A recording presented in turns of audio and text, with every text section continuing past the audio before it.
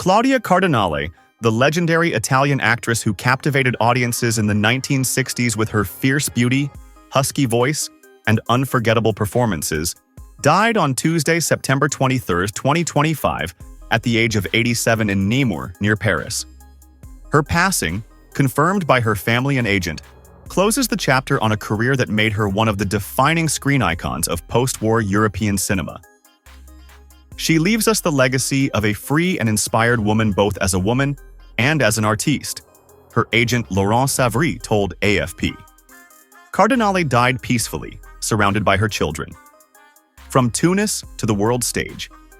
Born on April 15, 1938, in La Goulette, a port town near Tunis, to Sicilian parents, Claudia Cardinale's path to stardom was anything but ordinary.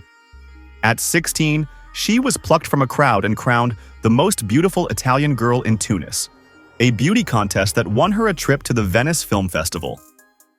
Though she had planned on becoming a teacher and initially resisted acting, the allure of cinema and gentle persuasion from her father led her onto film sets. "I was very young, shy, prudish, almost wild," she told Le Monde in 2017, "and without the slightest wish to expose myself on film sets." Yet fate had other plans. A painful secret and a reluctant beginning. Behind the glamour of her rise lay deep personal pain. In her teens, Cardinale was raped by a film producer and became pregnant. At a time when single motherhood would have meant scandal and the collapse of her budding career, she was pressured into secrecy. She gave birth to her son Patrick in London, but for years the public was told he was her younger brother. "I did it for him, for Patrick, the child I wanted to keep despite the circumstances," she later revealed. It wasn't until 7 years later that she told the truth. Her courage in overcoming this trauma, while building a career in a male-dominated industry, became part of her remarkable legacy. The golden age of Italian cinema. By the late 1950s and early 1960s, Cardinale had become a central figure in Italian cinema, working with titans such as Luchino Visconti and Federico Fellini. She admitted she didn't speak Italian fluently at first. Her languages were French, Arabic, and Sicilian dialect, so her voice was dubbed in her early films. That changed in 1963, when Fellini insisted she use her natural voice in 812, his Oscar-winning masterpiece. That same year, she starred in two of the most important films of her career: Visconti's lavish period drama, The Leopard, alongside Burt Lancaster and Alain Delon, and Fellini's surrealist classic 812.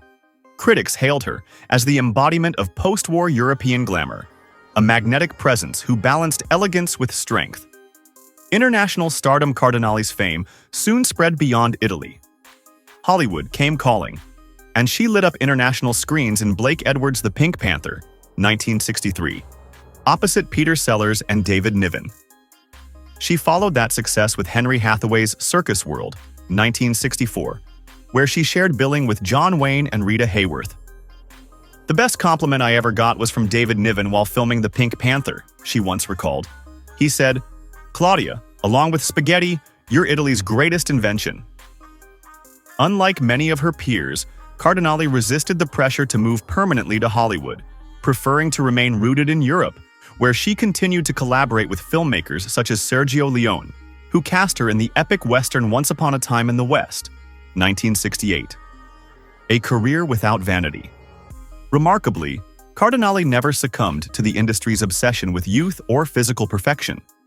She refused cosmetic surgery, priding herself on aging naturally. Into her 80s, she was still performing, including in La Stranacopia, a female version of Neil Simon's The Odd Couple staged in Naples. Her filmography eventually spanned more than 175 works, ranging from Italian neorealism to international blockbusters.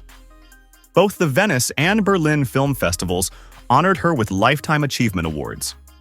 In 2017, her image was chosen for the official Cannes Film Festival poster, though the decision sparked controversy after critics noticed her thighs had been digitally slimmed. Cardinale herself shrugged off the fuss, focusing instead on her long-standing dedication to women's rights and social causes. a fierce advocate and a devoted partner, Cardinale was not only a star, but also a humanitarian. In 2000, UNESCO named her a Goodwill Ambassador in recognition of her tireless advocacy for women and girls. In her personal life, though admired and desired by many, she said her only love was director Pasquale Squitieri, with whom she shared a deep bond and a daughter, Claudia.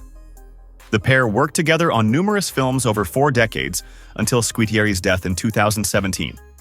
A lasting legacy. Cardinale's story is one of resilience, talent, and authenticity. From a reluctant actress burdened by a painful secret, she transformed into one of cinema's most enduring icons. Her sultry gaze, smoky voice, and screen magnetism remain etched in film history, as does her strength in breaking free from the roles society tried to impose upon her.